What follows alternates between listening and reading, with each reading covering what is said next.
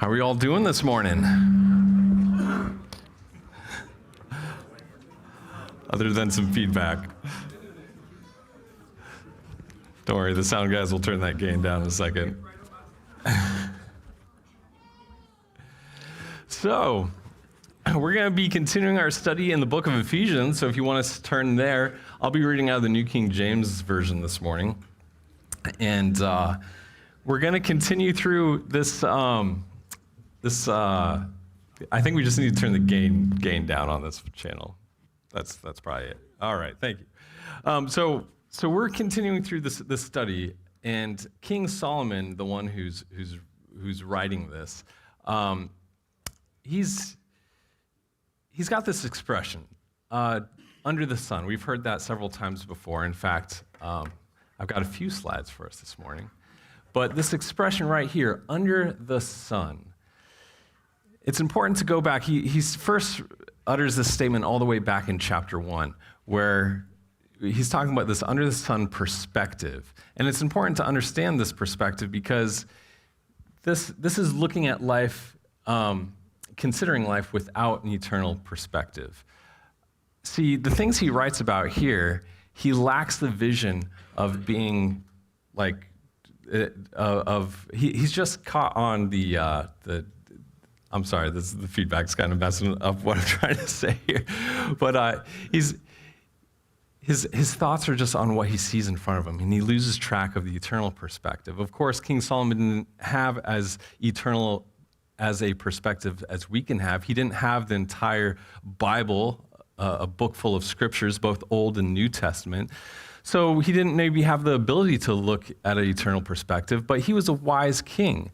But as we're reading through his knowledge here, we can see that's possible to know a lot about God, but not necessarily know God. See, God gave him the gift of wisdom. God, when he became king, he said, I will give you anything you want, just ask for it. And Solomon asked for wisdom. And so God gave him wisdom. And so he was wise, more wise than anyone probably who's ever walked this planet since. However, his observations, while they might be accurate observations, his application isn't actually always spot on. And that's important to know the difference because, for example, we read through the book of Job. And, Job had his 3 friends who came and tried to, give him good advice. And at first you're reading that and you're like, yeah, that's good advice. That's good. Wait, what? His friends were actually filled with terrible theology. So it's important that we don't just take every verse and just immediately apply it to our life without looking into it and seeing how it should apply to our lives and how how it compares with other scriptures. So that's the first thing we should do when reading confusing verses is compare it against other scripture. And we're going to attempt to do a little bit of that this morning. So I think we should pray real quick before we really get into this. God, I thank you for this morning. I thank you for this time of worship. I thank you for the opportunity to study your word, God. And as we dive into these scriptures, God, I pray that you would speak to our hearts and speak to our minds. And in Jesus' name I pray. Amen. So, chapters 5, and we'll see if we can make it through 6 as well. Starts off, verse 1, walk prudently when you go to the house of God and draw near to hear, rather than to give the sacrifice of fools, for they do not know that they do evil. So this very first verse, walk prudently when you go to the house of God. Does anyone recognize what this is here? Has anyone been to visit this in real life? These are some of the temple steps going up to the temple. Of course, it doesn't look like it's going anywhere because there's a big wall that people sealed a long time ago. But if that wall wasn't there, then you would have been able to keep going up through that gate there and up to the Temple Mount. And so when King Solomon says, walk prudently when you go to the house of God, you really would have to walk prudently because do you see anything odd about these steps? No railings? That would give some people trouble for sure, right? But if you look real closely, and the picture's a little washed out, it's a little grainy, but you'll see that certain stairs are longer or wider than others, right? So you'd have to pay attention to where you're going. you couldn't just run up there. You might stumble, right? So it says you have to walk prudently when you go to the house of God. And draw near to hear rather than to give the sacrifice of fools, for they do not know that they do evil. Well, what's the sacrifice of fools? Well, in verse 2, he says, don't be rash with your mouth. So I didn't really have a title for this morning's message, but if I did have to put a title on it, it would probably be, don't put your foot in your mouth. And I thought I was the best authoritative speaker on that, so I volunteered to teach this morning. But that's quite literally it. When you're approaching the house of God, don't put your foot in your mouth. Don't say things that you shouldn't be saying.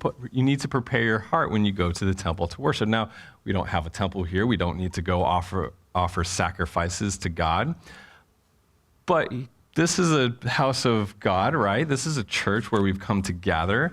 How many people fought with their spouse on the way here in the car? Don't raise your hands. It's a trap. But, or how about did someone cut you off on the way here and you're like, oh, you jerk, And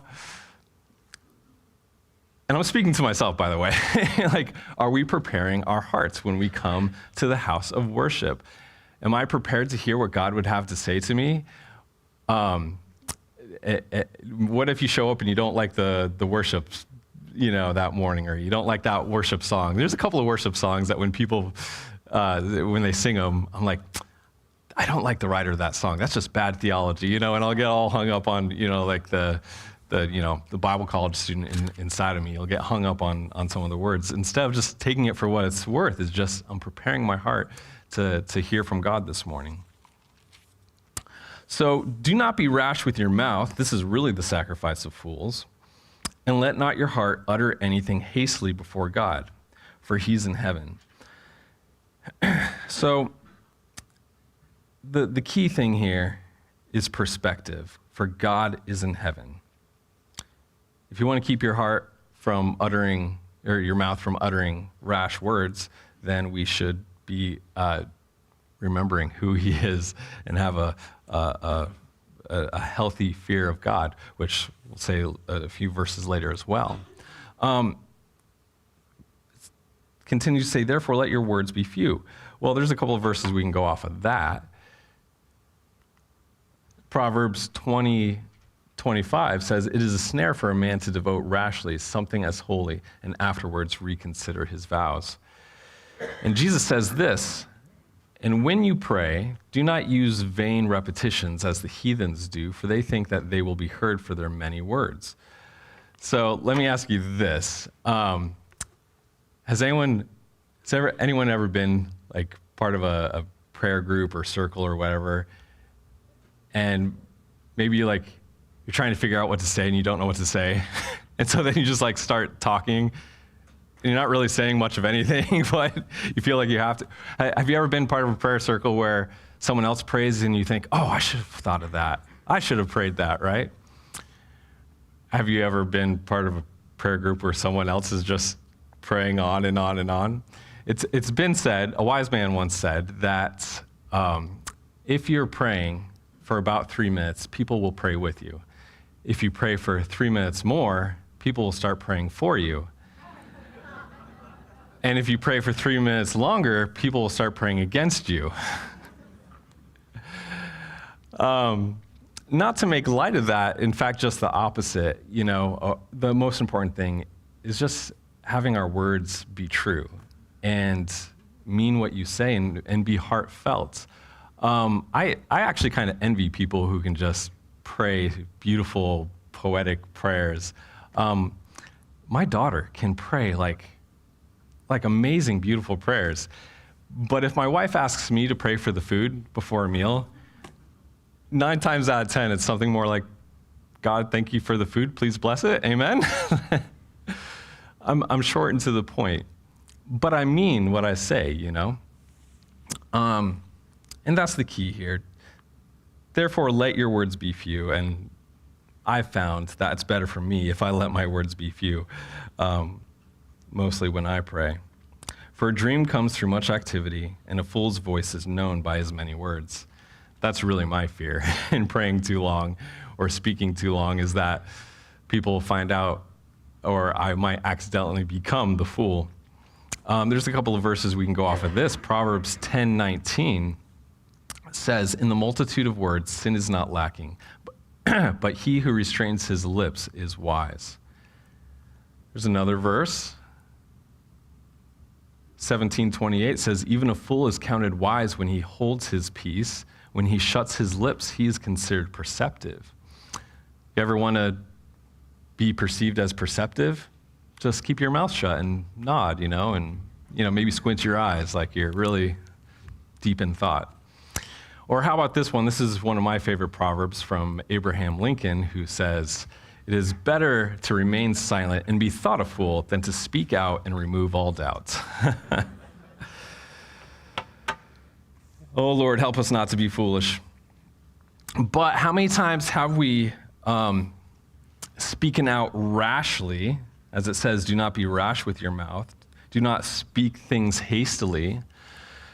How many times have we hastily prayed something in the heat of the moment, which provides a couple of dangers. At worst, you might utter things you don't mean, and or you speak foolishly, and at worst, you might hinder your faith when God doesn't answer your prayers in the way you think he ought to, because you were so upset and emotionally caught up in the moment, and you prayed, and then you feel like God isn't immediately responding to your prayer. So that can be a real hindrance to our faith and our walk with God.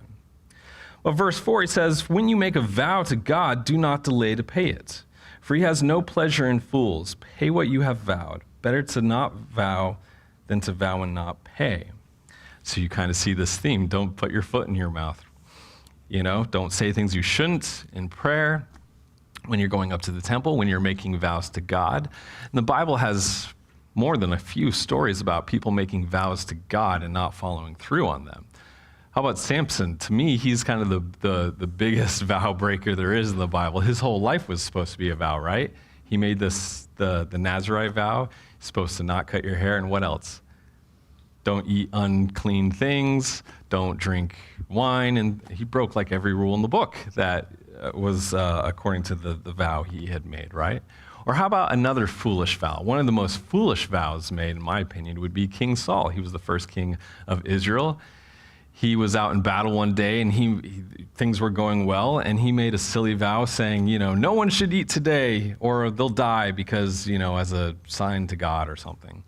Well, he found out later his son who had been off fighting his own personal battle with his buddy, he had already eaten that day. And so what was he going to kill his son to keep his vow? Thankfully, that didn't come to pass. But people can make vows that they don't really intend on following through with.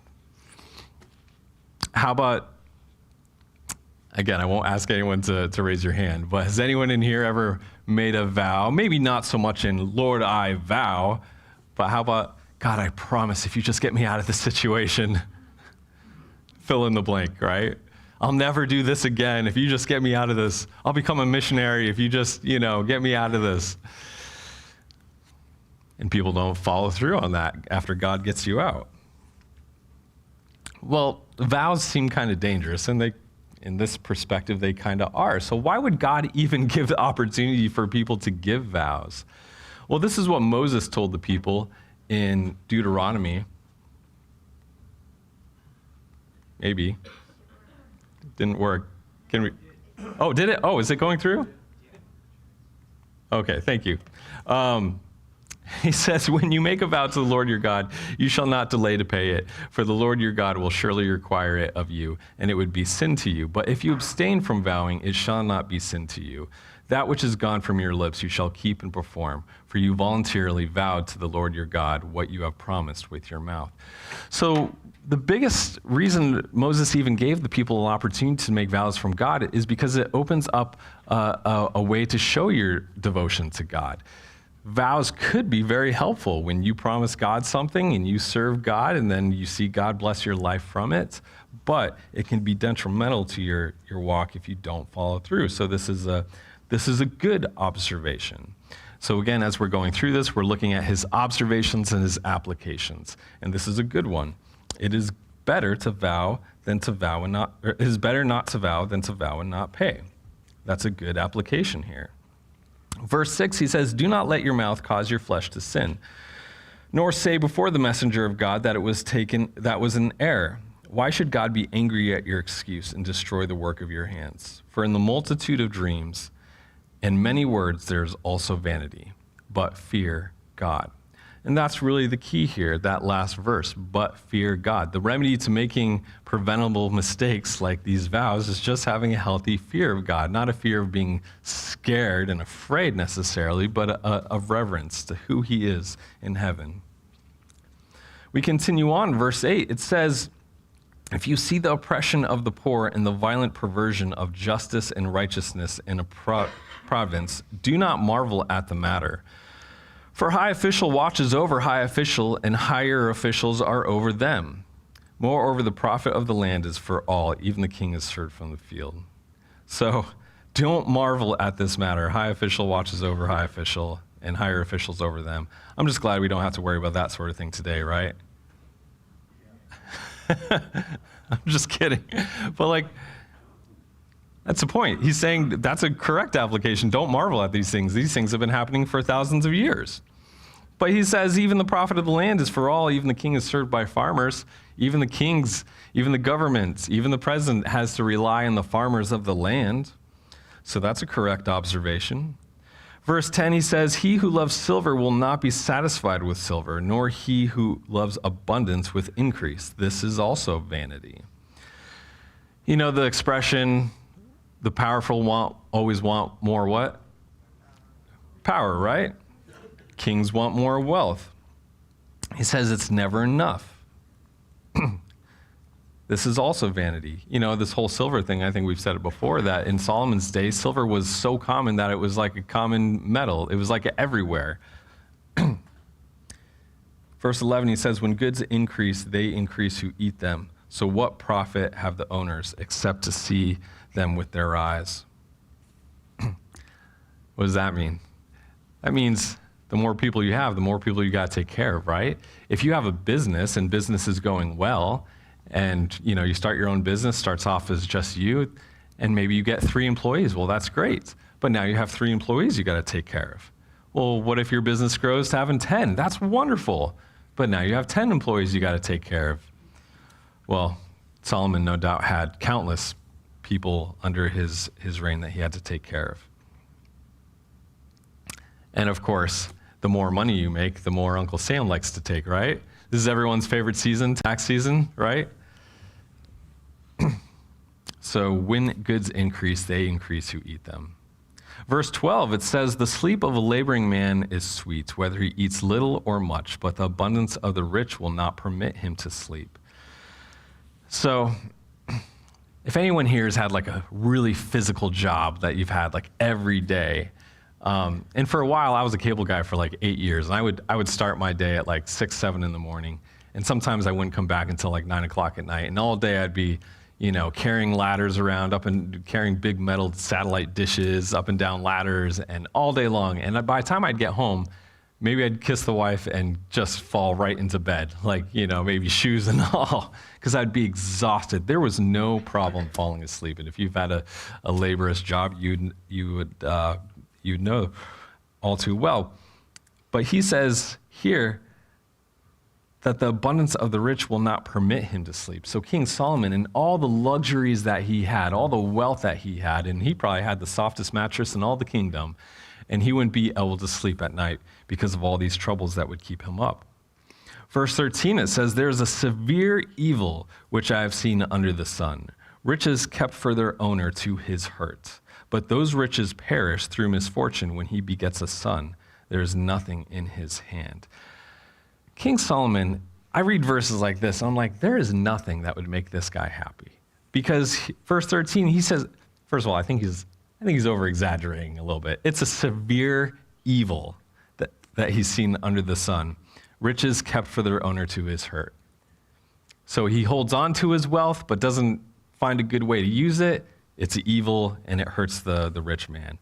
He gets those riches, but he loses them through misfortune, and he doesn't have anything to give his son. That's an evil and vanity. Well, back in chapter 2, he also said this. He said, He said, then I hated all my labor in which I had toiled under the sun, because I must leave it to the man who will come after me, and who knows whether he will be wise or a fool, yet he will rule over all my labor in which I toiled, in which I have shown myself wise under the sun. This also is vanity. So there's no pleasing this guy. Even if he can keep his riches and pass them off to his son, he won't be happy with that, because his son might, and did, spoiler, act unwise. His son, of course, being Rehoboam. So there's no keeping this guy happy. Verse 15, he goes on to say, as he came from his mother's womb, naked shall he return to go as he came, and he shall take nothing from his labor, which he may carry away in his hand. Well, that's true. That's a correct observation, application. When we die, we can't take anything with us, except one thing, his word. The Bible says that heaven and earth will pass away, but his word remains forever. And this verse here in 1 Timothy says, now godliness with contentment is great gain, for we brought nothing into this world, and it is certain we can carry nothing out. So that agrees with this statement, but Solomon, again, he didn't have that perspective. His perspective was under the sun. It wasn't the eternal perspective. It was just the here and now. And he didn't truly grasp the concept that godliness with contentment is great gain. If you can be content with who you are and who God has called you to be, that is great gain for your life. He carries on, verse 16. And this also is a severe evil. Just exactly as he came, so shall he go. And what profit has he who has labored for the wind? All his days he also eats in darkness, and he has much sorrow and sickness and anger. Are you guys having a good time this morning? Is there anyone here thinking, can we just skip to the Song of Solomon and get into some good stuff here? This is dark. Just bear with me. Verse 18, he says, here's what I've seen. It is good and fitting for one to eat and drink and to enjoy the good of all his labor in which he toils under the sun, all the days of his life which God gives him, for it is his heritage. As for every man to whom God has given riches and wealth and given him power to eat of it, to receive his heritage and rejoice in his labor, this is the gift of God. For he will not dwell unduly on the days of his life, because God keeps him busy with the joy of his heart. Well, parts of this application isn't bad. It's good. It is fitting for one to eat and drink and to enjoy all the good of his labor. That's a good thing, to enjoy what God gives him, for it is his heritage. There's nothing wrong with that. That's actually, I would think, great advice, to be pleased with what, the works of your hands and what God's been able to the skills he's given you and what you've been able to accomplish. That's not too bad. But Solomon's bigger point here is that he's saying, with life being so unhappy and nothing matters under the sun, you might as well distract yourself with the things of earth. With his under the sun perspective, he thought, well, just distract yourself from all the misery in life and just take what you can get, right? And to some point, distractions can be good for us. When you're feeling down, distract yourself. I like putting on a good movie, a good Star Wars movie, but 2.5 hours later, after Luke Skywalker saves the galaxy, my problems are still there. I still got to deal with my problems, right? Distractions only go so far. But nevertheless, he's saying, rich is still better than poor. Gets into chapter 6, he says, there's an evil which I have seen under the sun, and it is common among men, and to whom God has given riches and wealth and honor, so that he lacks nothing for himself of all he desires, yet God does not give him power to eat of it, but a foreigner consumes it. This is vanity, and it's an evil affliction. Poor rich guy can't spend his money, That's so evil. I think he's being a little bit of a drama queen here.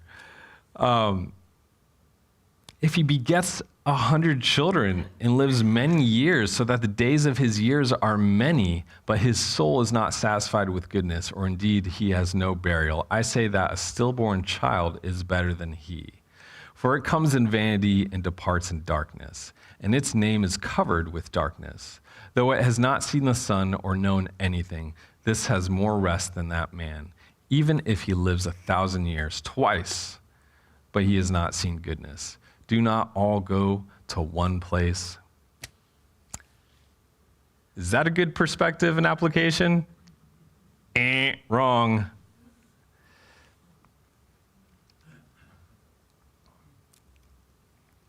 First of all, he's saying it's better for a child to be born, stillborn, than to him experience a life of up to 2,000 years and not enjoy goodness.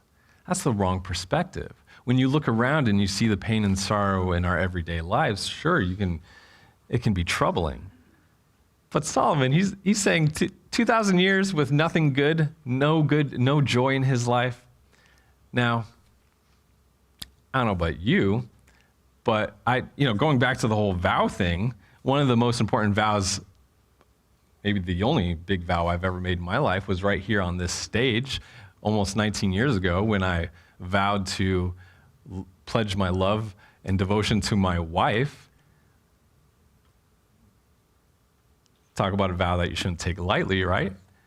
Now, Solomon, it said he has 1,000 wives and concubines, right? Now, I don't know about him, but when I got married, that was a joyful experience. And I'm assuming to some degree it was joyful and happy for him to be married because he kept adding them, right? I guess at one point he married one too many. But come on, you can't talk about all these things and then say you've never experienced good joy and happiness. But he says, yet God does not give him the power to eat of this wealth and riches and whatnot. I think that's one of his biggest problems. In the Bible, it talks about how wealthy King Solomon was. Fun fact, currently the richest Americans right now would be Bezos, the Amazon guy, and Musk, the Tesla guy, right? Does anyone know how much their net worth is, each of them? It's a lot. The last statistic I looked up the other day, Bezos was like $205 billion. That was his net worth. Yeah, that's it. Is that enough? Does anyone want to guess what's estimated King Solomon's net worth was? Any guesses? Over $1 trillion? It's a lot. It's estimated that King Solomon's wealth was $2 trillion. So literally 10 times the wealth of the richest guy in America.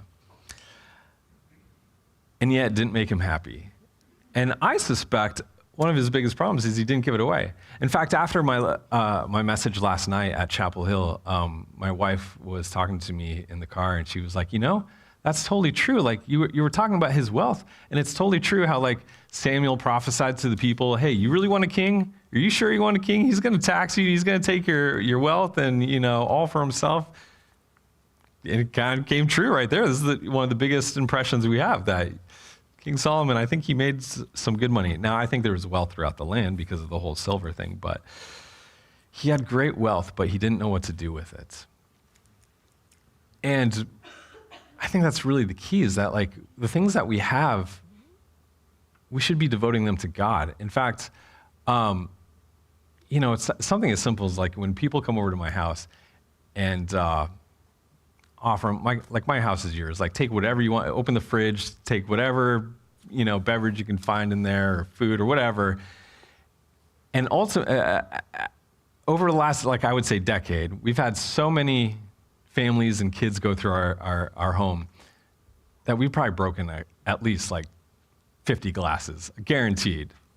And every single time someone breaks a glass, they're horrified. I'm so sorry, that's terrible. I'm like, I don't care. I was using it for the Lord, something as simple as a glass. Why should I be upset if I'm offering you something, for the Lord and it gets broken? I don't care. It's the Lord's. And when we dedicate all our possessions and the things that we have, all of a sudden, you're not holding on to them so tight, right? Because they're for the Lord and to be used for the Lord. I tried to convince my wife that the Lord needs a new big TV for next Super Bowl next week, but she didn't go for that one. But as the band here, we'll go ahead and bring them back up. Try and keep it short and sweet this morning. And we also have communion this morning. So actually, if there's someone who wants to pass around communion, we could start doing that if we have any volunteers. We also have gluten-free communion this morning. So if you need gluten-free, let someone know, or you can come up and grab it out of that smaller basket.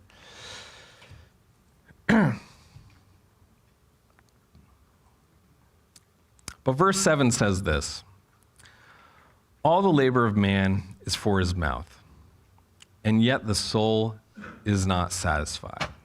Well, what does that mean? It means food on the table, working just to get food on the table, it's not gonna make you happy. It's some form of motivation, right?